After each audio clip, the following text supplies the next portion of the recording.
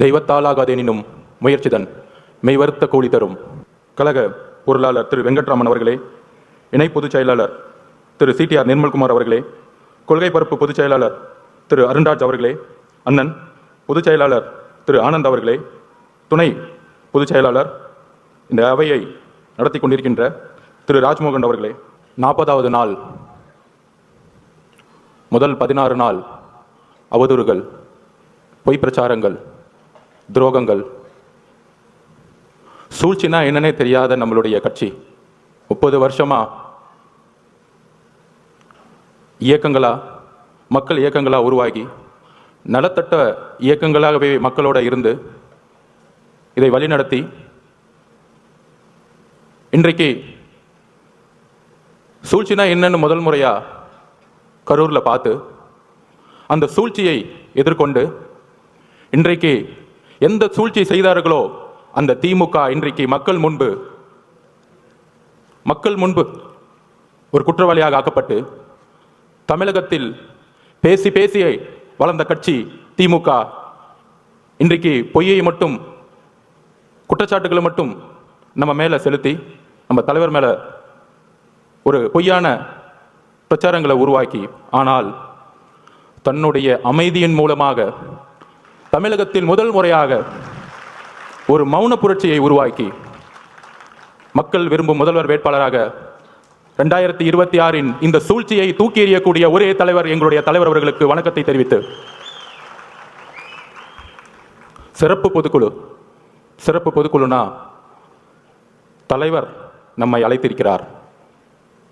பொதுவாக எப்பொழுதும் பொதுக்குழுவை தலைவருடைய அனுமதியுடன் நம்மளுடைய பொதுச்செயலர் அண்ணன் அவர்கள் கூப்பிடுவார். ஆனால் இன்றைக்கு தலைவர் அவர்கள் நம்மை இந்த தமிழகத்திற்கு தாவைக்க முடங்கியது. தாவைக்கவுடைய மாவட்ட செயலாளர்கள் கைது செய்யப்பட்டார்கள், பொதுச் செயலாளர் ஓடிவிட்டார், நிர்மல்குமார் ஓடிவிட்டார். யார் ஓடுனது? உங்க அப்பா கைது செய்யும் பொழுது நீங்க ஓடுனீங்களே, அப்படியா ஓடுனாங்க? கலைஞர் கைது செய்யப்படும் பொழுது யார் ஓடினார்? திமுக வரலாறு தெரியுமா? கலைஞர் கைது செய்யப்படும் சொந்த மகன் ஓடினார். வரலாறு பத்தி பேச ஆரம்பிச்சு தாங்க மாட்டீங்க. டிவி கேட்க வரலாறு தெரியாமல்ல, எங்களுக்கு மக்கள் இயக்கமாகவும் இருக்கும் தெரியும், உங்களை சூழ்ச்சிகளை சுப்ரீம் கோர்ட்ல போய் தூக்கி எறியவும் தெரியும். என்ன பண்ணிட்டோம்? மக்கள் இயக்கமா இருந்து ஒரு அரசியல் கட்சியை உருவாக்கி மக்களிட போய் ஒரு பிரச்சாரம் பண்றார். முழுவதுமாக மே மாதம் தன்னுடைய பணியிலிருந்து இந்தியாவிலேயே நம்பர் 1 அதிகமான சம்பளத்தை விட்டுட்டு அவருடைய உள்ளுணர்வு, நம்ம இந்த மக்களை பார்த்துட்டே இருக்கோம், சின்ன வயசுல இருந்து நம்ம நல்லா இருக்கிறோம், ஒரு பெரிய வீட்டில் இருக்கிறோம், ஒரு நல்ல கார்ல போறோம், நல்ல எஜுகேஷன்ல இருந்தோம். ஆனா என்னுடைய பயணத்துல தமிழ்நாடு முழுசும் தன்னுடைய தொழிலில் நடிக்க போகும் பொழுது, ஒவ்வொரு ஊராவும் பார்க்கும் பொழுது இன்னும் குடிசைகளாகவே இருக்கே. தன்னுடைய தந்தை கலைஞர் பெருசா பேசிவாங்க, குடிசை மாற்று வாரியத்தை உருவாக்கினார். ஆனா இன்னைக்கு குடிசைங்களை தூக்கி எறிஞ்சிக்கிட்டு இருக்காங்க பெரிய பெரிய மாளிகைகளை கட்டுறதுக்காக. அப்படி தன்னுடைய பயணத்தில் ஒரு கட்சி ஆரம்பிக்கணும், மக்களிட போகணும், மக்கள்கிட்ட போய் நம்ம நான் அரசியலுக்கு உங்களுக்கு நல்ல விஷயங்களை வந்தா என்னென்ன செய்வேன், பிரச்சாரத்தில் என்னென்ன தவறு நடந்துட்டு இருக்கு, நிர்வாகம் என்ன தவறு நடந்துட்டு இருக்கு, தமிழக வெற்றி கழகம் நம்ம தோழர்களும் நானும் ஆட்சிக்கு வந்தா என்ன நிர்வாக மாற்றங்களை உருவாக்க முடியும்னு மக்கள் கிட்ட சென்றுட்டு இருக்கார். மதுரை மாநாட்டில் சொன்னாரு, நீங்கெல்லாம் போய் ஒவ்வொரு வீடா மக்களோட சப்போர்ட் கேட்குறீங்க, நான் ஆல்ரெடி வீட்டுக்குள்ள போயிட்டு தான் மக்கள் கிட்ட வரேன். இது உண்மை, நான் பார்த்தேன் கண்படியா. நான் பாவ மன்னிப்பு கேட்டுக்கிறேன் இந்த திமுக 10 வருஷம் வேலை பண்ணதுக்காக. இந்த தமிழக மக்கள் முன்னாடி பாவ மன்னிப்பு கேட்டுக்கிறேன். ஏன்னா எதிர்கட்சியா இருக்கும் பொழுது ரொம்ப நல்ல கட்சி, ரொம்ப நல்லவர்களா தெரிஞ்சாங்க. ஏன் நம்ம தலைவரை எலெக்ஷன் இன்னைக்கு கருப்பு சிவப்பு சைக்கிளோட உங்களுக்கு ஆதரவு கொடுக்குறேன்னு சொன்னாரு. உங்களுக்கெல்லாம் நன்றி உணர்வு இல்லை? என்ன நன்றி இருக்கு? அரசியல்ல ஒருத்தர் அழிக்கிறதுக்கு இவ்வளவு பெரிய குற்றச்சாட்டுகளா சொல்ல முடியும்? மதுரை மாநாடு முடிஞ்சவன தலைவர் சொன்னார், மக்களை சந்திக்க வரேன் அப்படின்னு. மக்களை சந்திக்க வரேன் மதுரை மாநாடு முடிஞ்சு சொல்லும் போது எல்லா கட்சி தலைவர்கள் மாதிரி நம்மளும் ஒரு வண்டியை எடுத்துட்டு ஃபர்ஸ்ட் திருச்சி போகணும். யாருக்குமே தெரியாது நமக்கு இப்படி ஒரு கூட்டம் வருமா. திருச்சி ஏர்போர்ட்ல இருந்து அந்த 7 கிலோமீட்டர் கடக்கிறதுக்குள்ள 6 மணி நேரம் முடங்கியது திருச்சி. எந்த தலைவருக்கு இது நடந்திருக்கு? எம்ஜிஆர்னு சொல்றாங்க, அப்ப நாங்க பிறக்கல. ஒவ்வொரு சீனியர் லீடர்ஸும் சொல்றாங்க எம்ஜிஆர் இருக்கும்போது தான் இப்படி இருந்துச்சு, எம்ஜிஆர் இப்படி தான் இருக்கும்போது இருந்துச்சுன்னு. அடுத்து திருச்சி முடிஞ்சு அரியலூர் போனோம். அரியலூர் போறதுக்கே நைட் ஈவினிங் 4 மணி ஆயிடுச்சு. 4 மணிலேருந்து பெரம்பலூர்ல இருந்த மக்கள் 7 மணி நேரமா வெயிட் பண்ணிட்டு இருந்தாங்க, 70,000 பேர்.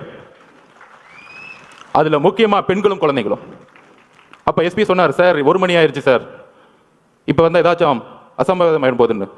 துடிக்கிறார் தலைவர், நமக்காக 7 மணி நேரம் வெயிட் பண்றாங்களே, நம்ம போய் மூஞ்ச காமிச்சிட்டு வந்துருவோமே.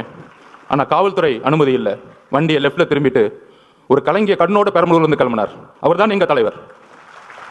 உண்மையை சொல்லணும், அரசியல் பேச்சு இல்லை, உணர்ச்சியான உண்மையை சொல்லணும்.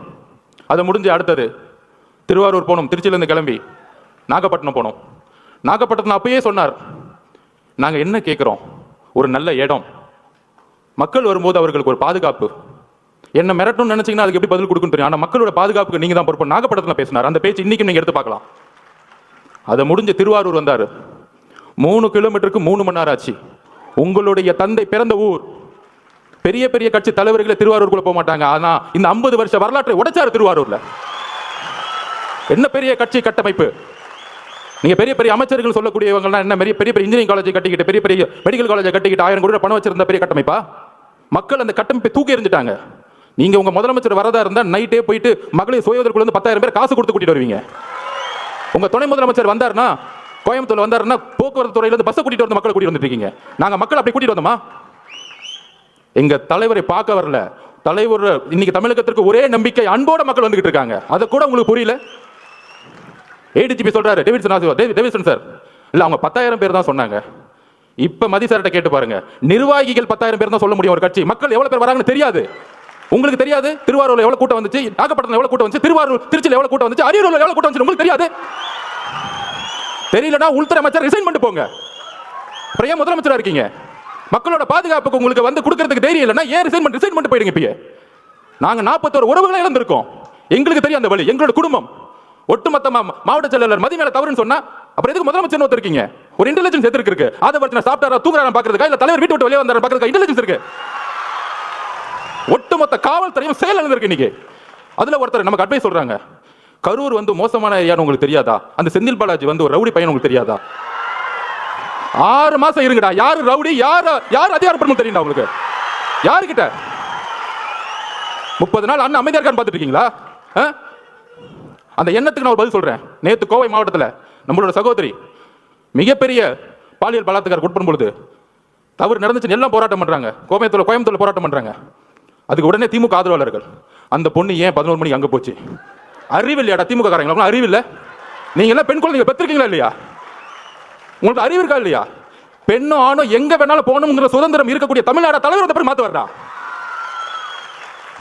அந்த மாதிரி தான் திமுக வாடகை வாய்கள் நமக்கு வந்து அட்வைஸ் பண்றாங்க. ஏன் கரூர் போனாங்க? திருட்டு பசங்களை பத்தி பேசாம அட்வைஸ் பண்ணிட்டு இருக்காங்க. என்ன அரசியல் இது? உங்களோட கேவலமான வார்த்தைகள் பேச தெரியுமா? நீங்க தலைவர் அதுக்கான பயிற்சிகளை கொடுத்ததில்லை. ஞாபகம் வச்சுக்கோங்க. புது அரசியலை உருவாக்க வந்திருக்கும். ஊழல் குடும்பத்தை தூக்கி எறிய வந்திருக்கும்.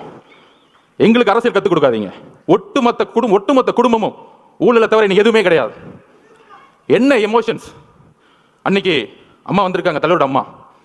41 பேர் இறந்த பிறகு ஃபர்ஸ்ட் பெரிய குற்றச்சாட்டுகள். நம்ம வந்து பெரிய பெரிய அரசியல்வாதிகள் சொல்லுவாங்கல்ல, 2 நாள்ல கடந்துட்டு போயிருக்கலாம். அதை ஏன் 30 நாள் வரைக்கும் அமைதியா இருக்கீங்க? ஏன் உறவுகள், ஏன் குடும்பம், எங்க அம்மா எங்க அக்கா செத்தா நான் 30 நாள் வீட்டை தாண்டா இருப்பேன். முட்டா பசங்களா? எங்க தலைவருக்கு, எங்க தலைவரோட அம்மாக்கு என்ன எமோஷன் இருக்கும்? ஐயோ எவ்வளவு பெரிய சம்பளம், நல்ல வசதியான வாழ்க்கை. இன்னைக்கு அதாவது இந்த பிரச்சனை நடந்த உடனே அன்னைக்கு நைட்டு தலைவர் போன அடுத்த செகண்ட், அதாவது உங்களுக்கு தெரியும், நம்ம பார்த்திபன் அண்ணன் மதிய அண்ணனுக்கும் தெரியும், எந்த இடத்துலையுமே இல்லாத ஒரு வரவேற்பு கரூர்ல இருந்துச்சு. பார்த்திபன் கூட இருக்கார், மதிய சார் பார்க்குறோம். அந்த பாலத்துக்குள்ள வரும்பொழுது அவ்வளோ போலீஸ் வந்து வரவேற்று ரோப் பிடிக்கிறாங்க. கரெக்டாக அந்த 2 கிலோமீட்டர் கூட்டிகிட்டு போயிட்டு அந்த இடத்துல பஸ்ஸை நிற்க வைக்கிறாங்க. பஸ்ஸை நிற்க வச்சு தலைவரை எந்திரிச்சு பேச சொல்கிறாங்க. காவல்துறை மேலே எங்களுக்கு நம்பிக்கை இல்லைன்னா, சூழ்ச்சியே தெரியாத எங்கள் தலைவர் காவல்துறைக்கு நன்றி சொல்லுவாரா? நான் கேட்குறேன், காவல்துறைக்கு நன்றி சொல்லுவாரா? எங்களுக்கு சூழ்ச்சி தெரியல, நான் ஒத்துக்கிறேன். சூழ்ச்சியாக இருக்கிறது தான் அனுபவ அரசியலா? உண்மையில அந்த அனுபவ அரசியல் எங்களுக்கு வேண்டாம். நாங்கள் உண்மையாகவே இருந்துட்டு போகிறோம் மக்கள்கிட்ட. என் தலைவர் அப்படிதான், இங்கே இருக்க ஒவ்வொருத்தரும் அப்படிதான். நல்லது செஞ்சு மட்டும்தான் இந்த கட்சிக்கு வந்திருக்கோம். ரவுடித்தனம் பண்ணி 1000 கோடி ரூபா காசு அடிச்சு வெளியில் ஒன்று பேசுறது, டிவியில் ஒன்று பேசுறது, உடனே முதலமைச்சர் அந்த அடுத்த நாள் 2 நாள் கழிச்சு, அதாவது அன்னைக்கு நைட்டு நடந்துச்சுன்னு தெரியும். நானும் பொதுச்செயலாளர் நிர்மல்குமார் எல்லாரும் போயிட்டு கரூருக்கு வெளியே நிற்கிறோம். தலைவர் போன அடுத்த செகண்ட் உங்களுக்கு தெரிஞ்சிருக்கும், மதியம் தெரிஞ்சிருக்கும், மிகப்பெரிய லத்தி சார்ஜ் அடிக்கிறாங்க. போற இடம் டிவிக்காவுடைய துண்டு போட்ட இடம் அடின்னு அடிச்சாங்க. இது தெரியுமா ஊடகங்களுக்கு? இல்லை ஊடகங்கள் தெரிஞ்ச வாய் தெரிஞ்சு பேச மாட்டாங்க. என்ன அடின்னா மரண அடி. ஒருத்தரும் டிவிக்காவுடைய துண்டோ சட்டையோ இல்லை ஒரு நீங்கள் இளைஞராக இருந்தீங்கன்னா அந்த கருவில் நிற்க முடியாது. நாங்கள் வெளியே வந்துட்டு பாடலில் நிற்கிறோம். மேலே நிர்வாகத்தில் இருந்து கூட்டா இல்லை வராதிங்க, இல்லை நம்ம ஒரு 500 பேரோட போனால் திருப்பி ஒரு கலவரன்னு ஒரு சுச்சுவேஷன் உருவாக்குவாங்க. அப்போ நம்மளுடைய டாக்டர் பிரபுலாம் போய் ஹாஸ்பிட்டலில் உள்ள இருக்கிறாங்க. அங்கேருந்து நாங்கள் ஃபோன் பண்ணி கேட்டுட்டு இருக்கோம், என்னாச்சு, எத்தனை பேர் இறந்துட்டாங்களா? அங்கேருந்து தகவல் வருது. பெரிய பெரிய ஜட்ஜஸ் நீ போட்டிருக்காங்க, கரூரில் மெடிக்கல் ஹாஸ்பிட்டலில் சரியான உபகரணங்களே கிடையாதுன்னு ரிப்போர்ட் வருது. ஏன் பக்கத்தில் பிரைவேட் ஹாஸ்பிட்டல்லாம் சேர்க்கல? அப்போ தாவேக்க கட்சிக்காரங்க ஹாஸ்பிட்டல் பக்கமே வரக்கூடாது, அங்கேயே வெளியேறுங்க. இவங்கெல்லாம் ஓட்டாங்க, தலைவர் ஓட்டார். யாரா ஓடுனது? வந்தால் நீங்கள் என்ன பண்ணுவீங்க எங்களுக்கு தெரியாது. 75 வருஷம் கழிச்சு உங்களுக்கு சூழ்ச்சி என்னன்னு தெரியாது. எம்ஜிஆரையும் ஜெயலலிதாவையும் சூழ்ச்சி பண்ணி என்ன பண்ணீங்க எங்களுக்கு தெரியாது. இதே மாதிரி தான் 97 கோர்ட் ஆர்டர் வாங்கி ஜெயலலிதா அரெஸ்ட் பண்ணிட்டாங்க. அப்போ என்ன தெரியுமா வந்து ஆர்குமெண்ட்டு, பேச்சுவார்த்தை அரசியல் விட்டே போயிடுமா? இவங்களுக்கு எப்படின்னா இந்த ஒரு குடும்பம் மட்டும்தான் அடுத்த 100 வருஷத்துக்கு வேற யார் ஏற்று வந்தாலும் தூக்கி எறிஞ்சிருது. இன்னைக்கு பெரிய பெரிய பார்த்தீங்கன்னா 30 நாள் தெரியும், பெரிய பெரிய சினிமா ஸ்டார்ஸ் உலக நாயகங்களுக்குலாம் போய் ரெட் ஜெயினில் சைன் போட்டு சினிமாவுக்கு போயிட்டாங்க. எங்க தலைவர் நினைச்சிருந்தா இதே ரெட் ஜெயின் 500 கூட சம்பளம் வாங்கிட்டு என்னமோ பண்ணுங்கன்னு சொல்லிட்டு போயிருப்பாரு. ஏன்னா தூக்கி எறிதானே வந்திருக்காரு. உங்களை அந்த கோவம் தானே உங்களுக்கு. யாருமே எத்து கேட்க கூடாது. நான் சொன்னோம்ல, பிறப்பார்வத்தில் முதலமைச்சர் கூடாது. என்ன பிரச்சனைனா அதான் நெப்போ கிட்ஸ். இந்த நேபாளத்தில்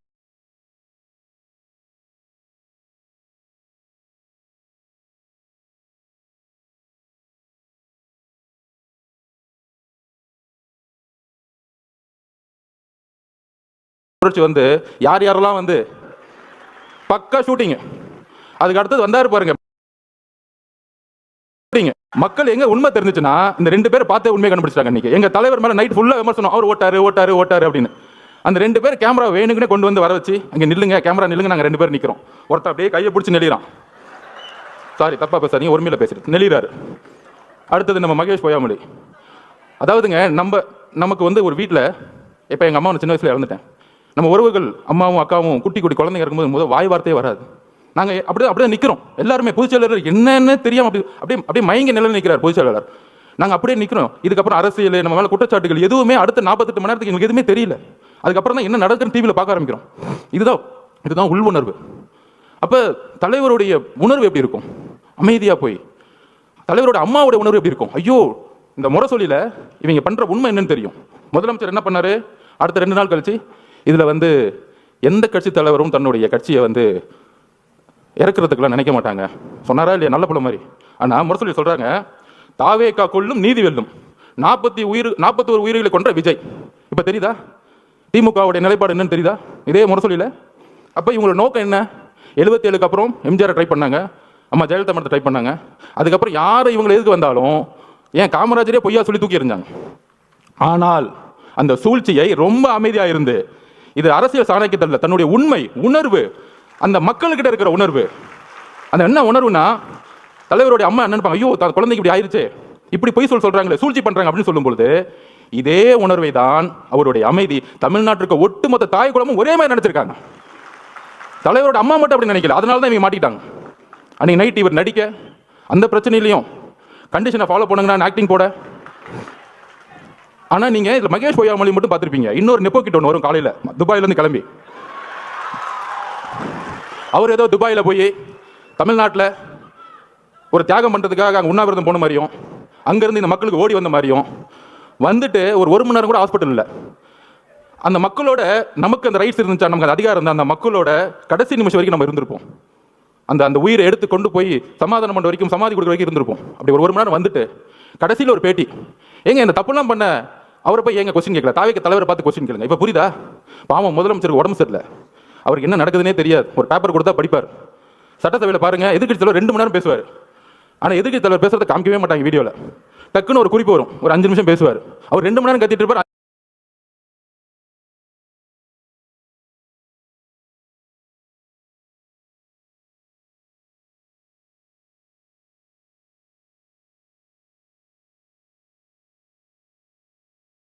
நிமிஷம் பண்ணும்போது லைவ் வரும். அவர் என்னப்பா பண்றது?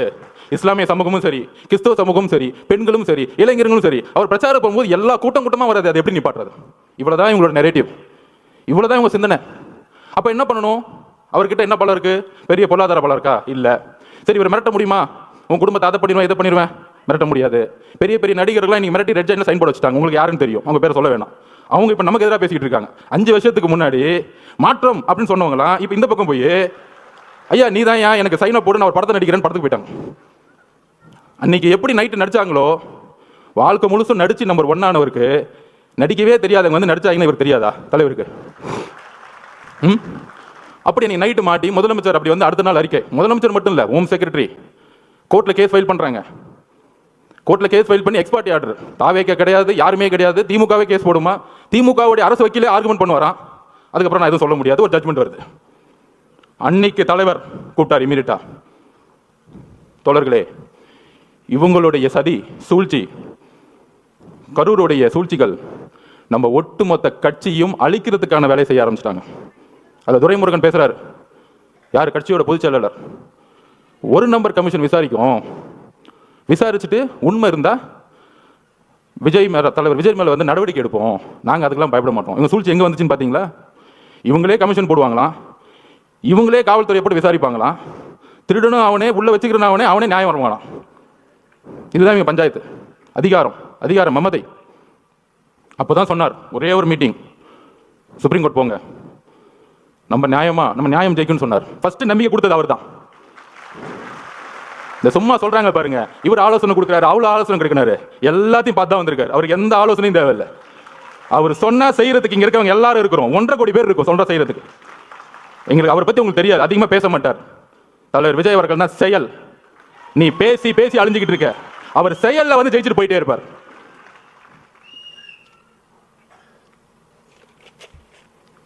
அதாவது இந்த கரூர் இன்சிடென்ட், கரூருக்கு முன் கரூருக்கு அப்புறம்னு சொல்லலாம். இந்த 41 குடும்பத்தையும் தலைவர் இங்க வந்து பார்த்தாரு. ஏன் பார்த்தாரு?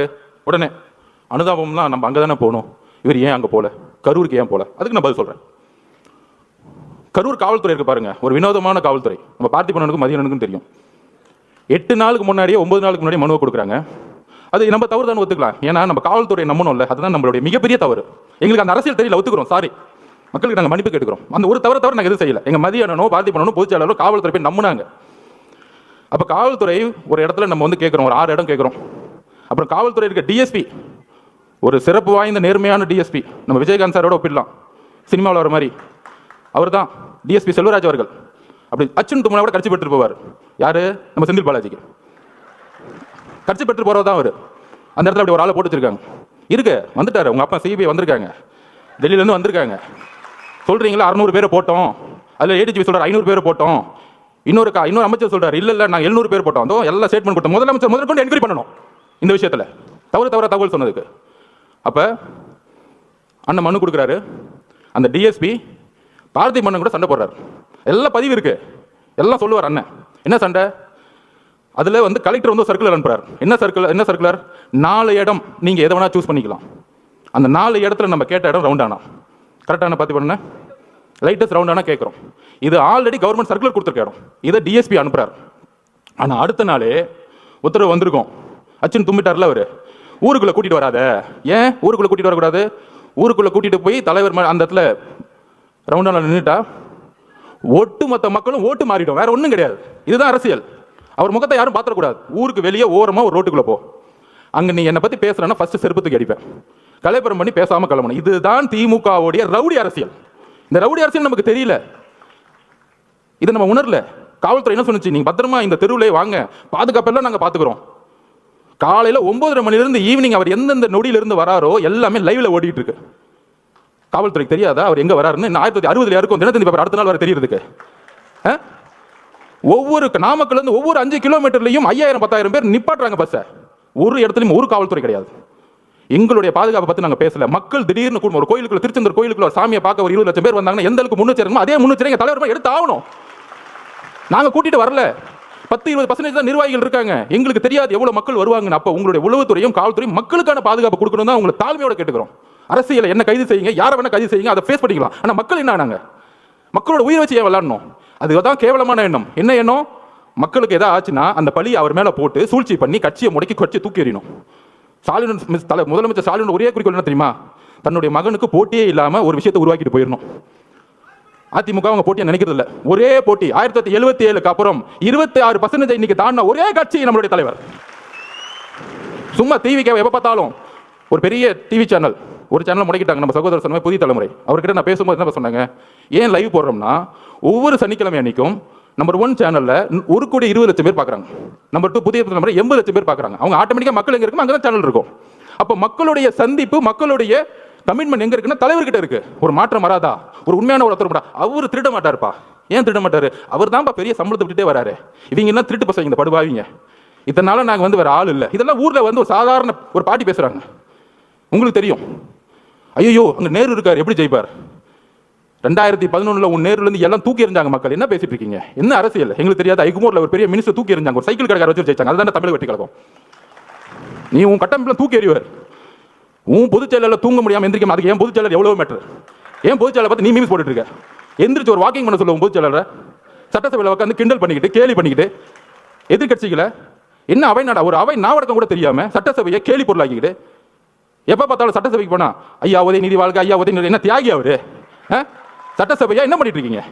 இது கேள்வி கேட்டா போதும். என் மேல ஒரு எஃப்ஐஆர். நான் புரட்சி உருவாக்கிட்டேனா? ஆமா. எல்லாம் ஊர்ல இருந்து எல்லாம் ஆம்ஸ் இறக்கி நடுரோட்ல நின்று துப்பாக்கி சுட்டுட்டு இருக்கோம். இதுக்கு ஒரு எஃப்ஐஆர், இதுக்கு ஒரு மிரட்டல். அது துரைமுருகன். நாங்க என்ன நடக்கணும்? தைரியம் இருந்தா கை வைங்க, நான் தலைவரை பார்த்துருவோம். தைரியம் இருந்தா கை வைங்கடா. என்ன அதிகாரம் இருந்தா, போலீஸ் இருந்தா, தைரியம் இருந்தா முதல் வீட்டுக்குள்ள போயிடுங்க. நான் கேட்கிறேன், ஒட்டுமொத்த காலேஜில் இருக்க இளைஞர்களும் உங்க வீடு தேடி வருவாங்க. ஞாபகம் வச்சுக்கோங்க. ஆயுத எழுத்து படம் பார்த்திருக்கீங்களா? பெரிய ரவுடி எழுத்து நிற்பாங்க. அந்த படத்தில் மணிரத்னம் சார் எழுதியிருப்பாரு, இளைஞர் புரட்சி. அந்த புரட்சி தான் 26ல் உருவாகிட்டு இருக்கு. நீ காசை கொடுத்து கூட்டிட்டு வருவ. அதுக்கு நான் உதாரணம் சொல்லிடுறேன். நாமக்கல் இருந்து கரூர் வந்துட்டு இருக்காரு அண்ணன். நான் உள்ள இருக்கிறேன். அதுக்கு முன்னாடி ஒரு பெரிய காலேஜ் இருக்கு. மதியம் என்ன நடந்தது? குமாரசாமி காலேஜ்ல இருந்து 5000 ஸ்டூடெண்ட்ஸ் ஓடி வருவாங்க. நான் 2 கிலோமீட்டர் பார்க்குறேன். அண்ணன் பார்க்குறாரு, என்னப்பா அங்கே ஒரு கூட்டம் ஓடி விட்டு என்னப்பா அப்படிங்கிற. ஒட்டுமொத்த காலேஜும் ஓடி வராங்க. அதில் ஃபோன் வர எடுத்துட்டு வராங்க, கத்தி ஃபோன் எடுத்துட்டு வந்துட்டு இருக்காங்க. அதில் நண்பர்களே, இதுதான் மிகப்பெரிய விஷயம். அதில் 5000 பேர்த்துல 3000 போது பெண்கள் ஓடி வராங்க. இதுதான் அரசியல் மாற்றம். நீ சொல்ற நேரு, வேலு, செந்தில் பாலாஜி தூக்கி எறிஞ்சு இளைஞர்கள் போயிட்டே இருப்பாங்க. ஞாபகம் வச்சுக்கோங்க. காவல்துறையை பார்த்து பயப்பட நினைச்சிட்டு இருக்கீங்களா? எங்களுக்கு எந்த பயம் இல்லை. நாங்க ஒரே ஒரு கோரிக்கை தான் மக்கள் முன்னாடி வைக்கிறோம். மக்கள் பாதுகாப்புக்கு காவல்துறை தான் பொறுப்பு. எங்கள் பாதுகாப்பு. என் மேல எஃப்ஐஆர் போடுங்க, எங்க பொதுச்செயலாளர் அரெஸ்ட் பண்ணி உள்ள வைங்க, நாங்க எதிர்கொள்ளுவோம். சுப்ரீம் கோர்ட் கூட போய்க்குவோம். எங்களுடைய ஒரே ஒரு தொண்டை மேல கை வைங்க, சுப்ரீம் கோர்ட்ல இருந்து ஆர்டர் வரும். நாங்க எப்ப சொல்றோம்? எங்களுக்கு நீதித்துறை மீது, நீங்க நீதித்துறை வச்சு அரசியல் பண்ணினா எங்களுக்கு நீதித்துறையில என்ன? எங்களுக்கு சீனியர்ஸ் இருக்காங்க. எங்க கட்சி உட்கார்ந்து சாதாரண கட்சி நினைச்சுக்காதீங்க. எங்களுக்கும் தெரியும் அரசியல். ஆனால் மக்கள் பாதுகாப்பு, அந்த பாதுகாப்புக்கு நீங்கள் தான் முதல். இப்ப கூட எஸ்ஓபி போட்டோம். நம்ம நிர்மல்குமார் அவர்கள் நம்ம சட்டத்துறை போட்டோம் ஹைகோர்ட்ல நம்ம கேஸ் ஃபைல் பண்ணியிருக்கோம். எப்படி எல்லா கட்சிகளுக்கும் சமமா ஒரு ரூல்ஸ் அண்ட் ரெகுலேஷன் உருவாக்குங்க. நமக்கு மட்டும் ஒரு நாளுக்கு முன்னாடி தருவாங்க. ஆனா திமுக மட்டும் தன்னுடைய புள்ள ரோட் ஷோ போலாம், அவர் ரோட் ஷோ போலாம். அது எனக்கு புரியல. எல்லாம் ரோட் ஷோனா சாதாரண நினைச்சுக்கிறாங்க. ரோட் ஷோனா மக்கள் இருக்கணும். வெறும் ரோட்ல போற ரோட் ஷோ கிடையாது. உதயநிதியில ரோட் ஷோ போயிட்டு இருக்காரு. அது நம்ம பசங்க மீம்ஸ் எடுத்து போட்டு இருக்காங்க. வெறும் ரோட்ல அப்படி கை கும்பிட்டு இருக்க. லெஃப்ட்லயும் ஆளுக்கான, ரைட்லயும் ஆளுக்கணும். யாரை பார்த்து? இந்த பூனை சூடு போட்டுக்குமே, புளியை பார்த்து. எப்ப பார்த்தாலும் நம்ம தலைவர் பண்றதையே பார்த்து பண்றது. அவர் ஏர்போர்ட் வரங்கன்னா கூட்டம் வருதுன்னா மக்கள் வராங்க. உடனே இவங்களும் ஏர்போர்ட் வரணும், கூட்டம் வரணும். நம்ம உதயநிதி போறாருன்னா ரோட்ல போறாருன்னா ரோட் சைடு லெஃப்ட் ரைட் பார்க்கறாரு. எவனுமே மதிக்கல. இப்ப கூட நேத்து கூட பாருங்க, வெள்ளூர்ல வாக்கிங் போயிட்டு இருக்காரு. யாரா ஓடி வந்து பார்க்காங்க. எங்க தலைவர் வெள்ளூர்ல வாக்கிங் போட்டோம். அன்னைக்கு வெள்ளூர முடங்கி போயிடும்.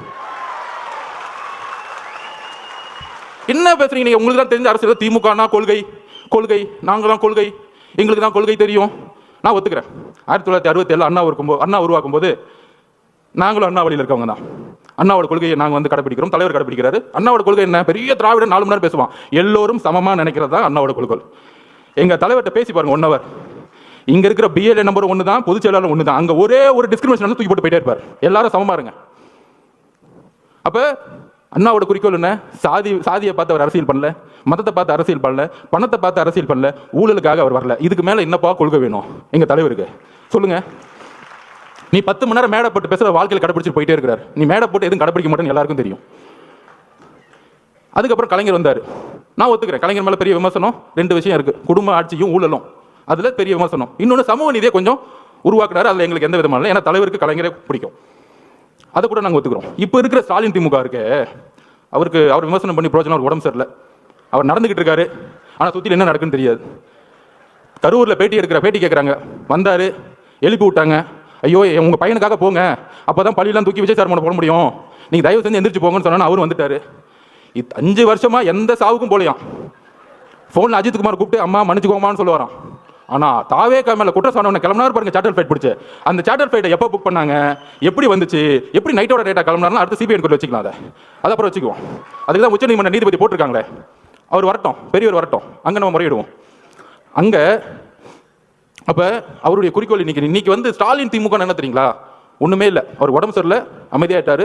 சட்டசபையில் ஒரு பேப்பர் கொடுப்பாங்க, ஒரு மீடியா மீட்டிங்னு வச்சுக்கோங்க, அவர் வந்து பேசுவார். இன்னொன்று கூட பசங்க ட்ரோல் பண்ணாங்க, நம்ம பசங்க இருக்காங்க ஜென்சி பசங்க, அடுத்த கேள்வி இவரே சொல்லுவார் மீடியாவில், அந்த கேள்வி தான் நான் பதில் சொல்கிறேன் அப்படின்னு. இதுதான் ஸ்டாலின் திமுக. ஆனால் அதை இயக்கக்கூடியவங்க 2 பேர், மருமக மகன். எனக்கு அங்கே தெரியும் என்ன சிஸ்டம்னு எனக்கு தெரியும், நான் அடிக்க முடியும். டிஎன்ஏ எனக்கு தெரியும், என்ன தப்பு பண்ணுவீங்கன்னு எனக்கு தெரியும். எம்ஜிஆருக்கு அப்புறம் அந்த கட்சி தெரிஞ்ச ஒரு ஆள் நான் தான். உங்கள் டிஎன்ஏ, உங்கள் துரோகம் எல்லாம் எங்களுக்கு தெரியும். அப்போ அண்ணங்கிட்ட அப்பயே சொன்னானே, இதெல்லாம் பண்ணுவாங்க, இந்த சூழ்ச்சிக்கெல்லாம் பண்ணுவாங்க சுப்ரீம் கோர்ட்டு, நீங்கள் சொன்ன உடனே போயிடலான்னு. 16வது நாள் அமைதியாயிட்டோம். இன்னைக்கு ஸ்டாலின் சாருடைய திமுக மகன் மருமகன். மகன் ஒரு லெவலில் இருப்பார், மருமகன் சீஃப் செக்ரட்டரி. தாவேக்காவை எப்படி அழிக்கணும், இதுதான் அஜெண்டா. அதுக்கு தான் பெண்ணு 20 கோடி. அந்த 27லிருந்து அந்த கோர்ட், சுப்ரீம் கோர்ட் ஓப்பன் ஆகிற டைம் 8 நாள். ஒன்று லீகல் ஃபைட், மீடியா நம்ம திறக்கவே முடியாது, எல்லாரும் கைது, மாவட்ட செயலர் கைது, எல்லாரும் ஓட விடு. அன்னைக்கு காலையில் நிர்மல்குமார் அவர்கள் உயர்நீதிமன்றத்தில் போய் மென்ஷன் பண்ணார். இன்னைக்கு 28ஆம் தேதி சண்டே மார்னிங் அறிவு சார் எல்லாரும் போய் ஐயா உயர்நீதிமன்றத்தில் போய் ஐயா தப்பு நடந்திருக்கு, போஸ்ட்மார்ட்டம் அவசரமாக பண்ணிக்கிட்டு இருக்காங்கன்னு ஒரு மனுவை கொடுக்குறாரு. அவர்கிட்ட பேசுறாரு நிர்மல்குமார் அவர்கள். காலங்காலத்தில் நாங்களே வந்து தலைவர்கிட்ட சொல்லிட்டு அண்ணா தப்பு நடக்குதுன்னு நம்ம, ஆனால் அன்னைக்கு அந்த கேஸ் எடுக்கல. உயர்நீதிமன்றம் வெக்கேஷன் கோர்ட்டில் ஆயிடுச்சு. எல்லா தகவலையும் சொன்னோம். அந்த ஒரு வாரம் நீதித்துறைக்கும் போகல, மீடியாக்கிட்டையும் போகல. ஏன் மீடியாட்ட போக அவங்க மட்டும்தான் பேசுறது கேட்கணுமா? அதில் ஒருத்தர் மீச வச்சிருக்கலாம் பேசிட்டு இருப்பார், சட்டையை பிடிச்சி ஒன்று அடிக்கிறேன், வெளியே வந்து தொடர பார்ப்போம்.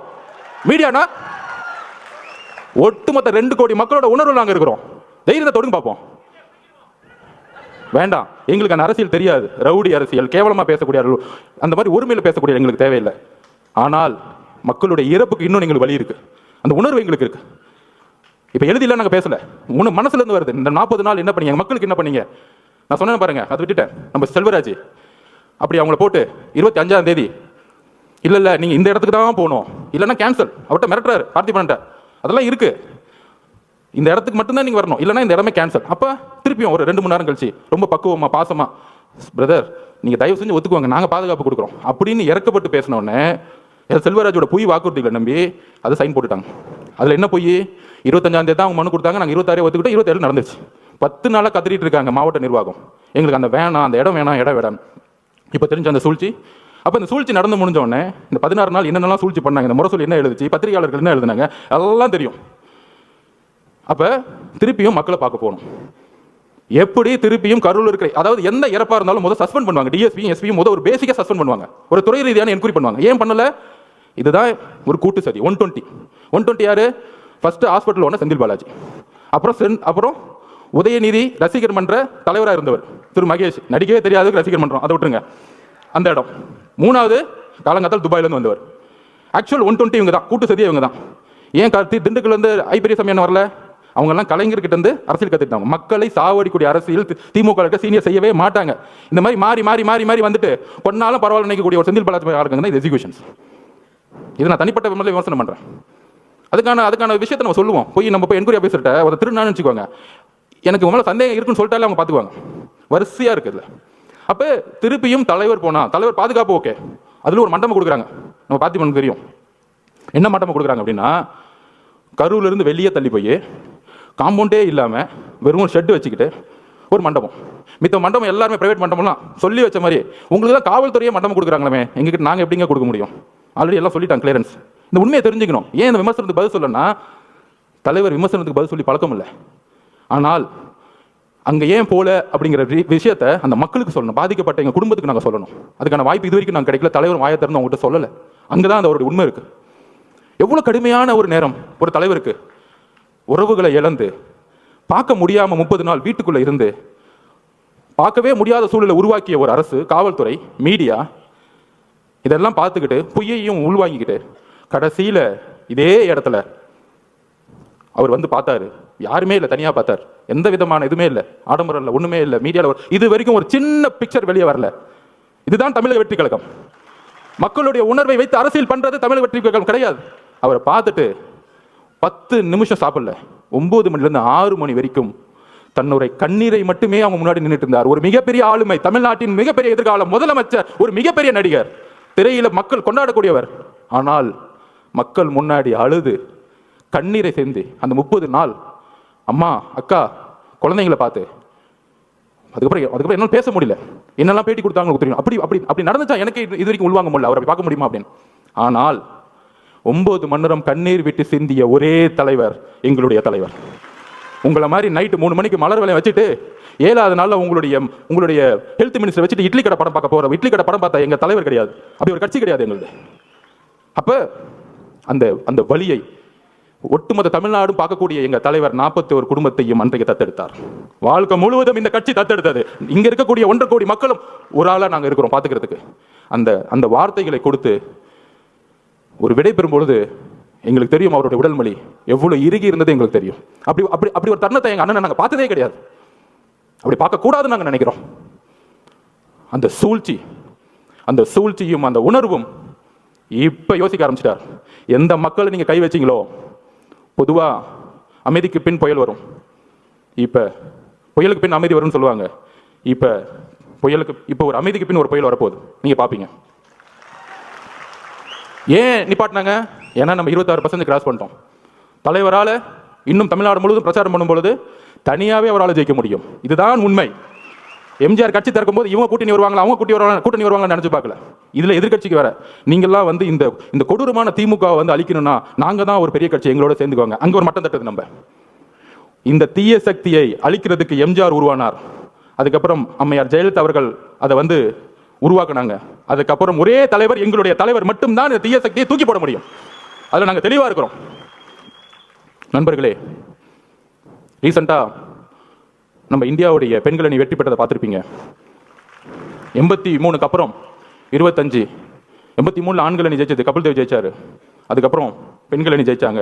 அவங்க வெற்றி பெற்ற பிறகு சொன்ன வார்த்தைகளும் வழிகள் என்ன தெரியுமா? ஆண்கள் அணியை, இந்தியாவுடைய மென் டீம் வந்து எப்பயுமே இந்த உலகம் கொண்டாடும், இந்தியா கொண்டாடும். ஆனால் பெண்களை எங்களை வந்து கொண்டாடுனது கிடையாது. இந்த ஒரு வெற்றி ஒட்டுமொத்த பெண்களுக்கும் கிடைத்த வெற்றின்னு சொன்னாங்க. அது மாதிரி 2026 எந்த மாதிரி காலகட்டத்தில் நம்ம இருக்கிறோம்? தன்னுடைய குடும்பத்தில் இருக்க மகனை முதலமைச்சராக மட்டுமே குறிக்கோள், வேற எந்த குறிக்கோளும் கிடையாது. கொள்கைன்னு சொன்னாங்களே, நான் சொன்ன மாதிரி தான். அண்ணா அவர்கள் 67 ஆரம்பிக்கும் பொழுது ஒரு கொள்கையாக ஒரு கட்சி ஆரம்பிச்சா திமுகவை. கலைஞர் கொஞ்சம் சமூக நீதியை பார்த்துக்கிட்டு குடும்பத்தையும் ஊழல் அமைச்சர்களையும் உருவாக்குனாரு. அதுக்கப்புறம் இன்னைக்கு இருக்க ஸ்டாலின் திமுக காந்தியை மட்டும்தான் ஃபாலோ பண்றாங்க. உடனே காங்கிரஸ்காரங்க தப்பா நினைச்ச கூடாது. என்னங்க எங்க தலைவர் வந்து திமுகவோட நோக்கி நீ கொண்டு போறீங்க அப்படின்னு சொல்றீங்க. உங்க கையில காசு இருந்தா ஒன்று எடுத்து வச்சுக்கோங்க. இந்த காந்தியை மட்டும்தான் அவங்க ஃபாலோ பண்றாங்க. இந்த காந்தி இல்லைன்னா இன்னைக்கு எந்த கவர்மெண்ட் ஆஃபீஸ்குள்ளேயும் போக முடியாது. நம்ம செந்தில் பாலாஜி அவர்களை திட்டுவோம், நேரு அவர்களை திட்டுவோம், பெரியசாமி அவர்களை திட்டுவோம், இந்த அமைச்சர்களை திட்டிட்டு இருப்போம். ஆனால் ஒட்டுமொத்த பணமும் ஒரு குடும்பத்துக்கு போய் மொத்தமாக சேர்ந்துக்கிட்டு இருக்கு. இதுதான் உங்களுடைய அரசியல். இந்த அரசியலை ஒழிக்கணும்னா ஒரே தலைவர், நேர்மையான, உறுதியான, தைரியமான, மக்களுடைய உணர்வை உணர்ந்து கொண்டு வர. அவர் அடிக்கடி சொல்லுவார், அரசியல்னா என்னன்னு தெரியுமாங்க? மக்களோட உணர்வுல நம்ம வந்து இருக்கணும். இன்னைக்கு மக்கள்கிட்ட உணர்வுக்கு அப்பாற்பட்டு இருக்கிறவங்க தான் இன்னைக்கு இருக்க தலைவர்கள். அதனால தான் நைட்டு மலர் வளையம் வைக்கிறது, அடுத்த நாள் கிளம்புறது, 3வது நாள் ஒரு தலைவரை குற்றச்சாட்டு சொல்றது, அவங்களோட பொதுச் செயலர் எப்படி அரெஸ்ட் பண்ணலான்னு தேடுறது. இதுதான் அரசியல். இந்த அரசியலுக்கு அப்பாற்பட்டு நம்மளுடைய வெற்றி, டிவிகேவுடைய வெற்றி எப்படி இருக்கணும்னா, ஊழல் மட்டும் இல்லை. இன்னைக்கு வந்து தஞ்சாவூர்ல ஒரு விவசாயி நெல்லை உற்பத்தி பண்றதுக்கு 4 மாசம் சாவுறாங்க. ஆனால் அந்த நெல்லை கொள்முதல் பண்றதுக்கு ஒரு ஊழல். தலைவர் அதை வந்து திருவாரூர்ல சொன்னார். அதுதான் இப்போ நடந்துச்சு. இந்த மாதிரி ஒவ்வொரு ஊர்ல போய் நடக்கக்கூடிய ஊழல்களை சொல்லக்கூடிய, அதை போய் மக்கள்கிட்ட சேர்க்கக்கூடிய ஒரே தலைவர் நம்மளுடைய தலைவர். வரக்கூடிய 2026 வெற்றி நம்ம தலைவரை முதல்வராக்குவது மட்டும் இல்லை. அவர் ஏதோ முதலமைச்சர் ஆகணும், ஒரு பதவி வெறி இருக்கு, அதிகார வெறி இருக்கு, கிடையாது. ஒரு விவசாயிக்கு குறைந்தபட்ச கூலியை உருவாக்க வேண்டும். இன்னைக்கு நம்ம பேசிட்டு இருக்க நேரத்தில் மெரினா பீச்சில் தூய்மை பணியாளர்கள் போராட்டம் பண்ணிட்டு இருக்காங்க. ஆனால் இந்த முதல்வரும் துணை முதல்வர் என்ன பண்ணாங்கன்னா, அப்போ போராட்டம் நடந்துட்டு இருக்கும்போது அந்த குழு வந்து நம்மளை பார்த்தாங்க. போராட்டம் அவங்க கூலிக்காக போராட்டம் பண்ணிட்டு இருக்காங்க. இவங்க கூலி படமே பார்த்துட்டு இருக்காங்க.